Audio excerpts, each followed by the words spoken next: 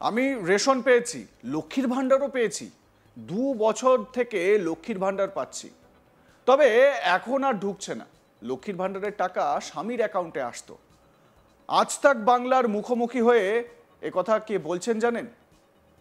একথা বলছেন বাংলাদেশ থেকে অনুপ্রবেশ করে ভারতে ঢোকা এবং এখানে স্থায়ীভাবে বসবাস করা এক বাংলাদেশি মহিলা।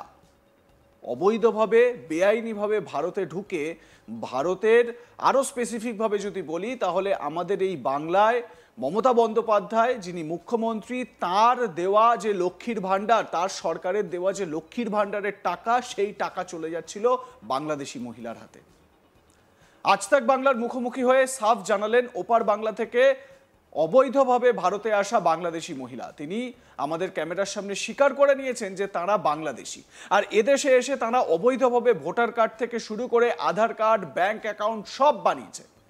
আর সেই ডকুমেন্ট দেখিয়ে কিনা পশ্চিমবঙ্গ সরকারের যাবতীয় যা প্রকল্প, লক্ষ্মীর ভাণ্ডার, সরকারি রেশন, সমস্ত সুযোগ সুবিধা নিয়ে চলেছেন। বিগত 2 বছর ধরে নাকি লক্ষ্মীর ভাণ্ডারের টাকা অ্যাকাউন্টে ঢুকছে। ভয়ঙ্কর কাণ্ড। একবার ভাবুন, বাংলাদেশের নাগরিক হয়ে এদেশে অবৈধভাবে ঢুকে নিজেদের পরিচয় গোপন রেখে সরকারি প্রকল্পের সুবিধা নিয়ে যাচ্ছে, যা একেবারেই অন্যায়। আজ তাক বাংলা দেশের সীমান্তবর্তী এলাকায় গিয়ে সেই সমস্ত এক্সক্লুসিভ রিপোর্ট আপনাদের সামনে তুলে ধরেছে। আপনাদের দেখাই সেই সমস্ত বাংলাদেশি যারা লক্ষ্মীর ভাণ্ডারের মতন নানান সুযোগ সুবিধা নিয়ে চলেছেন বছরের পর বছর ধরে। কি বলছে অবৈধভাবে ভারতে অনুপ্রবেশ করা বাংলাদেশি নাগরিকরা, শুনুন। লক্ষ্মীর ভান্ডার বা অন্য টাকা পেতেন? লক্ষ্মীর ভান্ডার আমার নেই, আমার বয়স্ক ভাতা টাতা বাবা এখানে কিছু নেই, মানে ভোটার কার্ড ছিল না বলে ওই সবগুলো হয়।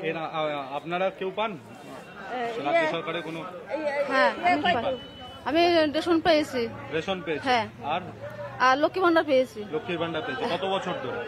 এই 2 বছর পাচ্ছি। 2 বছর এখনো পাচ্ছেন? না, এখন আর দেখছেন। তো সেই টাকা কিভাবে ঢুকতো? আপনার ব্যাংক অ্যাকাউন্টে আসতো? হ্যাঁ, আমার হাজবেন্ডের ব্যাংকে আসতো। হাজবেন্ডের ব্যাংকে আসতো? হাজবেন্ড কোথায়? হাজবেন্ড কিনা আমার কোথায় তা জানি না। বাচ্চা, 2টো বাচ্চা হলি ফেলে কি চলে গেছে এই 3-4 বছর, কোনো খোঁজ খবর রাখেন আমাদের। তাই? উনি কি কাজ করেন অন্য কোথাও? সেটা আমি জানি না, খোঁজ খবর নেয় না। ছোট ছিল বাচ্চা, ওদের দেখে চলে গেছে। না, লক্ষ্মীর ভান্ডারের টাকা এখনো আপনার স্বামীর অ্যাকাউন্টে ঢোকে, তো আপনি পান কি করে? আমি পাই না। আপনি পান না, কিন্তু ঢোকে টাকা? হ্যাঁ, টাকা ঢোকে, আমি পাই না। আচ্ছা। স্বামীর সঙ্গে এসএমএস আসে মোবাইলে? আমার কাছে তো মোবাইল নেই, মোবাইল নেই, স্বামীর কাছে আছে। লক্ষ্মীর ভান্ডার বা অন্য টাকা পেতেন? লক্ষ্মীর ভান্ডার আমার নেই। শুনলেন তো, এই হচ্ছে পরিস্থিতি। এবার আপনারাই বিচার করুন এসআইআর এর প্রয়োজনীয়তা এ রাজ্যে কতটা। এসআইআর এর জন্য কেঁচো খুঁড়তে কেউটে বেরিয়ে আসছে, আর যত সময় গড়াচ্ছে পরিস্থিতি ভয়ঙ্কর হচ্ছে। এসআইআর আতঙ্কে একে একে ফিরে যাচ্ছেন বাংলাদেশিরা, সীমান্তে ভিড় জমাচ্ছে তারা। গত কয়েক সপ্তাহ ধরে বসিরহাটে ভারত বাংলাদেশ সীমান্তে স্বরূপনগরের এবং হাকিমপুর চেকপোস্টে সেখানেও কিন্তু জমায়েতের ছবি ধরা পড়ছে। সেখানেও হাজারো হাজারো বাংলাদেশি সীমান্তে ভিড় করেছে। তাদের কাছে কোনো লিগ্যাল ডকুমেন্ট নেই। এদেশে এসে বেআইনিভাবে আধার কার্ড, ভোটার কার্ড বানিয়ে ফেলে দিব্যি রয়েছে তারা। আদতে তারা প্রত্যেকেই বাংলাদেশের নাগরিক। তাদের যাবতীয় যা পরিচয়পত্র, যা কিছু সব এখান থেকেই তারা পেয়েছে। মানে বাংলাদেশের আদতের নাগরিক, বাংলাদেশের জন্মস্থান, ভারতে অনুপ্রবেশ করে বেআইনিভাবে, তারপর কোনো এক আশ্চর্য জাদু বলে ভারতের Aadhaar card, voter card, ration card সমস্ত সুযোগ সুবিধা পেয়ে যাচ্ছে। তবুও এরা এদেশে অবৈধভাবে থেকে ভারতের সমস্ত সুযোগ সুবিধা নিচ্ছে কিভাবে? এতদিন বেশ ভালো মতোই তারা পসার জমিয়ে বসেছিল, রাজ্য সরকারের যাবতীয় প্রকল্পের সুযোগ সুবিধা সবই নিচ্ছিল। আর এসআইআর চালু হতেই মাথায় আকাশ ভেঙে পড়ে। বৈধ কাগজপত্র দেখাতে না পারলেই যেখান থেকে এসেছে সেখানেই তো ফেরত যেতে হবে। সেই চিন্তায় ঘুম উড়েছে অবৈধ সীমান্ত পেরিয়ে আসা বাংলাদেশিদের। কি করবে, কোথায় যাবে, সারাক্ষণ সেই চিন্তাই করে যাচ্ছে তারা। এখন বাংলাদেশে ফিরে যাওয়া ছাড়া তাদের কাছে অন্য কোনো পথ যে আর খোলা নেই। তাই তারা বেশ ভালো মতোই বুঝতে পেরেছেন যে ভারতে আর তারা থাকতে পারবেন না। বসিরহাটে ভারত বাংলাদেশ সীমান্তে হাকিমপুর পোস্টে ঠিক কি হচ্ছে সেটা জানতেই আমাদের আজ তাক বাংলার প্রতিনিধি সেখানে হাজির হন। গিয়ে দেখা যায় হাজার হাজার বাংলাদেশি মানুষ যারা জন্মসূত্রে বাংলাদেশের, লিগ্যাল কোনো ডকুমেন্ট ভারতের নেই, ভোটার কার্ড, আধার কার্ড, যাবতীয় যা রয়েছে এমন সব মানুষ, এরা সব এগুলোকে ভুয়ো আধার কার্ড, ভোটার কার্ড বানিয়ে ভারতে এতদিন ধরে বসবাস করছিল। কাতারে কাতারে মানুষের ভিড়, তারা বাংলাদেশে ফেরত যেতে চাইছে। আর তাদের প্রতিক্রিয়া জানতেই চোখ কপালে উঠল। আমাদের প্রতিনিধি তাদের প্রশ্ন করেন তারা কোথাকার বাসিন্দা। তারা বলেন তারা বাংলাদেশের বাসিন্দা, কোনো রাগঢাক না রেখেই। তবে বিগত কয়েক বছর ধরে ভারতে রয়েছে তারা। তারপরই তারা জানায় যে সরকারের রেশন পরিষেবা থেকে শুরু করে লক্ষ্মীর ভান্ডার সবই নাকি তারা পাচ্ছেন। 2 বছর ধরে লক্ষ্মীর ভান্ডার পাচ্ছেন, তবে এখন আর ঢুকছে না। কেন ঢুকছে না? কারণ সেই লক্ষ্মীর ভান্ডারের টাকা স্বামীর অ্যাকাউন্টে চলে যাচ্ছে। আজ তাক বাংলার ক্যামেরার সামনে ওই বাংলাদেশি মহিলা ঠিক কি বলেছেন শুনুন। লক্ষ্মীর ভান্ডার বা অন্য টাকা পেতেন? লক্ষ্মী ভান্ডার আমার নেই, আমার বয়স্ক ভাতা টাতা বাবা এখানে কিছু নেই, মানে ভোটার কার্ড ছিল না বলে ওই সবগুলো হয়। আপনারা কেউ পান রাজ্য সরকারের কোনো? হ্যাঁ আমি রেশন পেয়েছি। রেশন পেয়েছি। হ্যাঁ। আর লক্ষ্মী ভান্ডার পেয়েছি। লক্ষ্মীর ভান্ডার পেয়েছি কত বছর ধরে? এই 2 বছর পাচ্ছি। 2 বছর এখনো পাচ্ছেন? না, এখন আর দেখছেন। তো সেই টাকা কিভাবে ঢুকতো? আপনার ব্যাংক অ্যাকাউন্টে আসতো? হ্যাঁ, আমার হাজবেন্ডের ব্যাংকে আসতো। হাজবেন্ডের ব্যাংকে আসতো? হাজবেন্ড কোথায়? হাজবেন্ড কিনা আমার ভোগের কোথায় তা জানি না। বাচ্চা, 2টো বাচ্চা হলি প্লেটে কি চলে গেছে এই 3-4 বছর, কোনো খোঁজ খবর রাখেন আমাদের।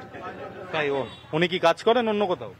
সেটা আমি জানি না, খোঁজ খবর নেয় না। খোঁজ খবর নেয় না। ছোট ছিল বাচ্চা ওদের দেখে চলে গেছে। না, লক্ষ্মীর ভান্ডারের টাকা এখনো আপনার স্বামীর অ্যাকাউন্টে ঢোকে, তো আপনি পান কি করে? আমি পাই না। আপনি পান না, কিন্তু ঢোকে টাকা? হ্যাঁ, টাকাটাকে আমি পাই না। আচ্ছা। স্বামীর সঙ্গে এসএমএস আসে মোবাইলে? আমার কাছে তো মোবাইল নেই, মোবাইল নেই। স্বামীর কাছে আছে। শুনলেন তো, এরকম অনেকেই বলছেন যে তারা এখানে বাড়িতে বাড়িতে লোকের বাড়িতে কাজ করেন। কি বলছেন তারা শুনুন। 6 জন একটা বাচ্চা। আচ্ছা, কবে থেকে রয়েছেন এখানে ভারতে? ভারতে আছি তো আমরা 3 বছর। 3 বছরের একটু কম কি বেশি এরকম হবে?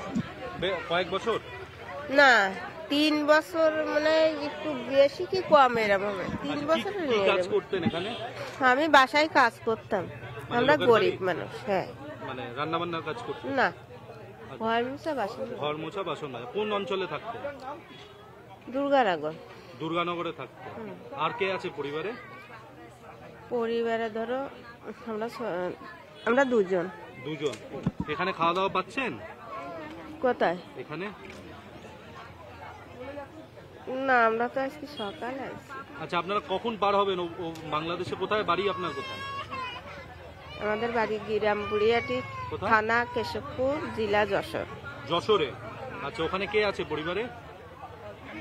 ছেলে মেয়ে আছে। আচ্ছা, এখানে এসেছিলেন ভারতে কিভাবে? দালালের হাত ধরে? না না, তাহলে কিভাবে এসেছিলেন? আমরা নিজেরই এমনি আইছি, সবার কাছে জিজ্ঞাসা করতে করতে এসেছিল। কোন কোন জায়গা দিয়ে ঢুকেছিলেন? কেন ওইটা আমি বলতে মানে এই পারবো না। উত্তর 24 পরগনা দিয়ে এসেছিলেন? মানে আমি চিনিনি তো, হ্যাঁ। কোথায় দিয়ে আসলাম সবার কাছে জিজ্ঞাসা করছি, ইন্ডিয়ায় যাব। আর আমার বরের না শরীর খারাপ, ওর ওই সেই টিপি হয়েছে তো, আবার আমি এই কাজ করি ডাক্তার দেখাতাম। আচ্ছা, এখানে ডাক্তার দেখাতে প্রথমে এসেছিলেন? হ্যাঁ, ওই একটা হসপিটাল আছে না, ওই যে মিউনিসিপালিটির হসপিটাল। আচ্ছা, আর ভিসা নিয়ে এসেছিলেন না এমনি চলে এসেছিলেন? না না, আমার কোনো ভিসা না, ভিসা তাহলে তো আমি বাঁচতাম। আচ্ছা, আপনি কি উত্তর 24 পরগনা দিয়ে এসেছিলেন? এই জেলা দিয়ে ঢুকেছিলেন? না নদিয়া, মুর্শিদাবাদ, কোথা থেকে ঢুকেছিলেন? এইটা আমি বলতে পারছি আপনার না। ওখানে কে কে আছে পরিবারে? ও বাংলাদেশে ছেলে মেয়ে আছে। সে নিজের ছেলে মেয়ে? তারা কি করেন? ছেলে মেয়ে আছে, মেয়ে বিয়ে হয়ে গেছে। আচ্ছা, তো ফিরে যেতে চান এখন? হ্যাঁ, যাচ্ছেন কেন? থাকবো না। এসআইআর এর জন্য? হ্যাঁ। হ্যাঁ। আরেক বাংলাদেশি মহিলা আজ তাক বাংলাকে বলেন কর্পোরেশনের অধীনে নোংরা ফেলার কাজ করতেন তিনি এতদিন ধরে। শুনুন। বাংলাদেশ ফিরবেন? আচ্ছা, কবে এসেছিলেন এখানে? এখন কমাস? কবে এসেছিলেন এখানে ভারতে? ভারতে 2-3 হয়েছে, আমি জানিনি ক বছর আসতা। আচ্ছা, কি কাজ করতেন এখানে? আমরা ময়লার কাজ করি। ময়লা পরিষ্কারের? ময়লা হ্যাঁ, ময়লা তোলা, ময়লা কুড়া, ফ্ল্যাটে কুড়া, আর ওই ডাউন দেওয়া। আচ্ছা, কোথায় বাড়ি? এখানে কোথায় থাকতেন? আটগুড়া। আটদুরা? আচ্ছা, কি সরকারি কর্পোরেশনের কাজ করতেন? হ্যাঁ। কোন মিউনিসিপ্যালিটি? কোন মিউনিসিপ্যালিটি? ময়লা ফেলানোর তো কর্পোরেশনের সরকারি চাকরি করে দেওয়া করবেন আপনি। আচ্ছা, আপনার সাথে কজন যাচ্ছেন ফেরত? আমরা 3 জন। 3 জন। বাংলাদেশে বাড়ি কোথায়? কোন জেলায় বাড়ি? সামনগর। শ্যামনগর। আচ্ছা, আর আপনার কেন চলে যাচ্ছে? এখানে তো ছিলেন। ও সবাই চলে যেতিস, তার আর কি করব। এটা কি এসআইআর এর কথা শুনে? হ্যাঁ, কি বলেছে? কেউ কিছু বলেছে? তো উনি